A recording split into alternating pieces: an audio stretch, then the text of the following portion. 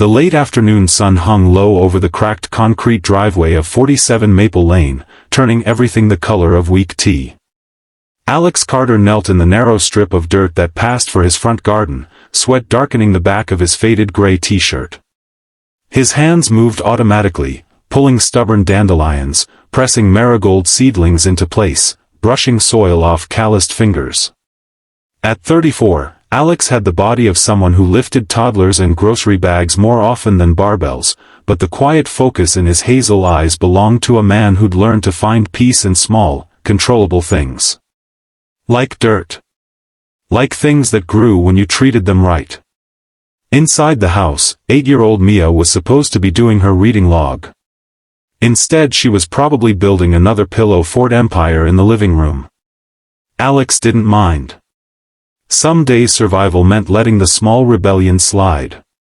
He was reaching for the watering can when the low growl of an engine rolled down the quiet street. Not the usual neighbor's pickup or the mail truck. This was deeper, smoother, expensive.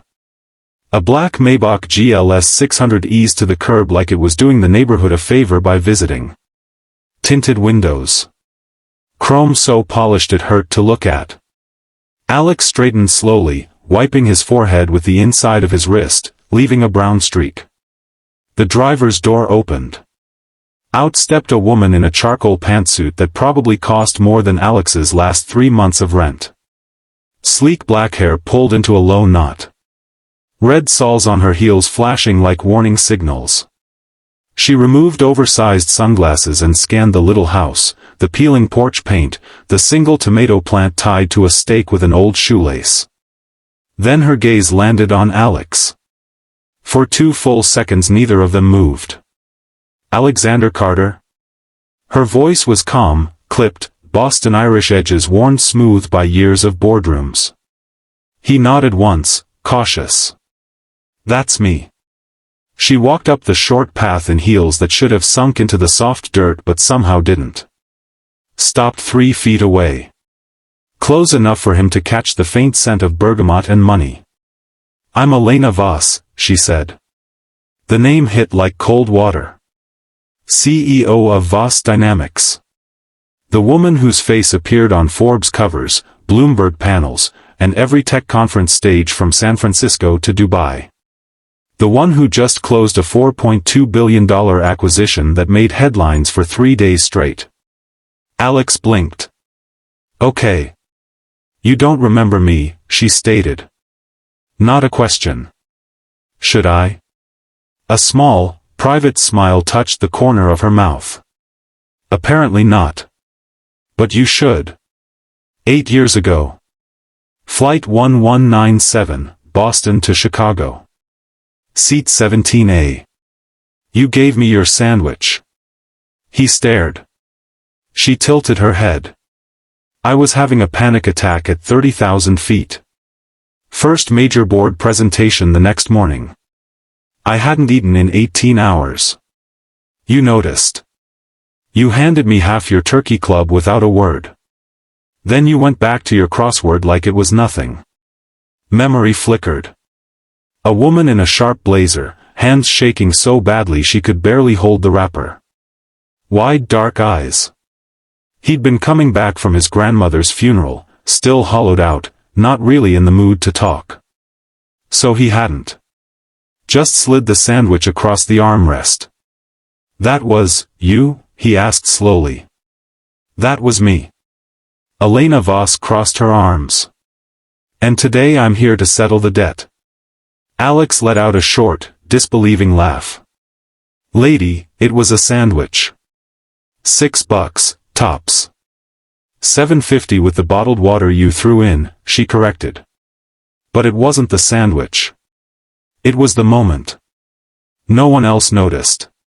Or if they did, no one cared. You did. And you asked for nothing. He shifted his weight, suddenly aware of the soil under his nails, the grass stains on his jeans, the kid's tricycle lying on its side by the steps. I'm not sure what you think I'm owed. Everything, she said simply. Or at least a small piece of it. From the house came the muffled crash of pillows toppling, followed by Mia's delighted squeal. Alex glanced over his shoulder. Elena followed his gaze. Your daughter? Yeah. Mia. 8? He nodded. She likes forts. Obsessed. Elena's expression softened a fraction. Good. Children should build things. Alex rubbed the back of his neck. Look, Ms. Voss. Elena. Elena. I appreciate the visit. But we're fine. Really? Are you?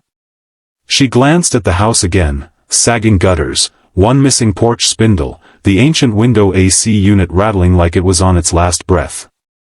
Because from where I'm standing, you're raising a child alone on a gardener's salary in a house that's one bad winter away from needing a new roof. He stiffened. We manage. I know you do. She pulled a slim black folder from the leather folio under her arm. I did my homework. Alex felt heat crawl up his neck. You looked into me? Of course I did. I don't pay debts with monopoly money. She opened the folder. You're 2 months behind on the mortgage. Utility company sent a disconnection notice last week.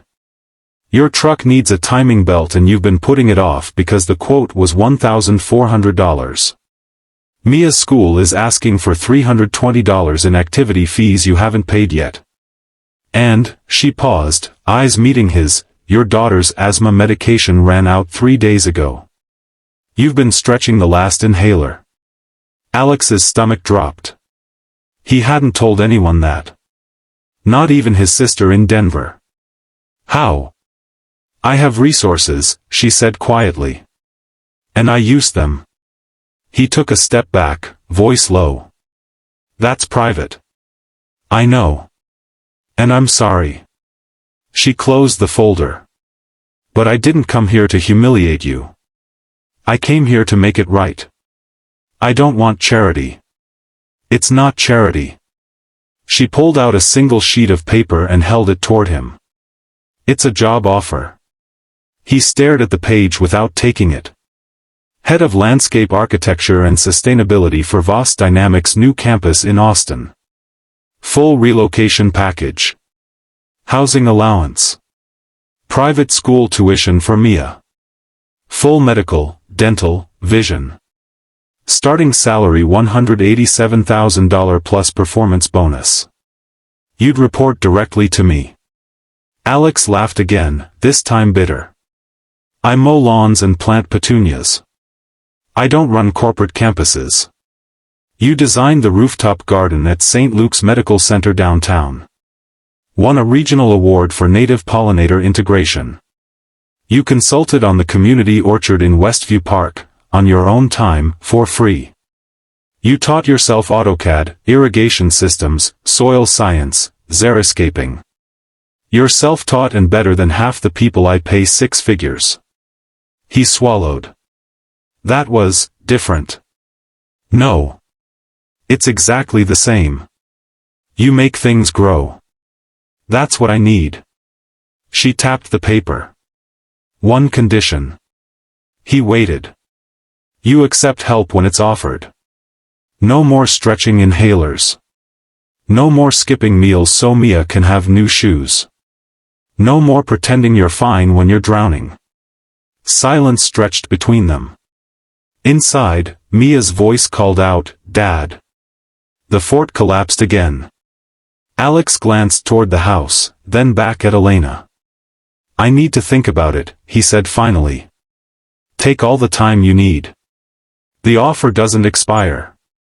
She slid the paper back into the folder, then pulled out a plain white envelope. This, however, is immediate. She handed it to him. He opened it slowly. Inside, a pharmacist's receipt showing Mia's controller inhaler, rescue inhaler, and a 3-month supply of allergy meds, paid in full. A second slip showed $2,500 deposited into his utility account. A third was a prepaid debit card with $1,000 written on the memo line, truck repair and groceries. Alex's throat closed. I didn't, he started. I know, she cut in gently. That's why I did. He looked up at her, really looked. Past the suit, past the title, past the car that cost more than his house.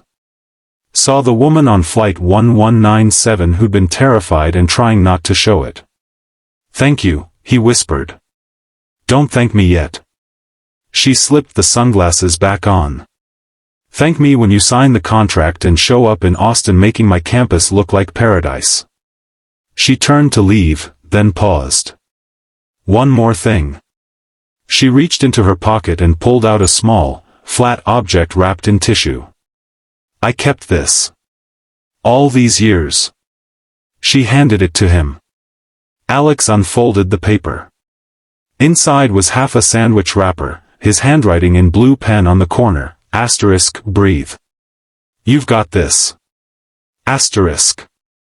He stared at the faded ink. I framed it in my office, she said quietly. First thing I see every morning. Reminder that sometimes the smallest kindness changes the trajectory. She walked back to the Maybach. Before she climbed in, she looked over her shoulder. Talk soon, Alex. The door closed with a soft, expensive thunk.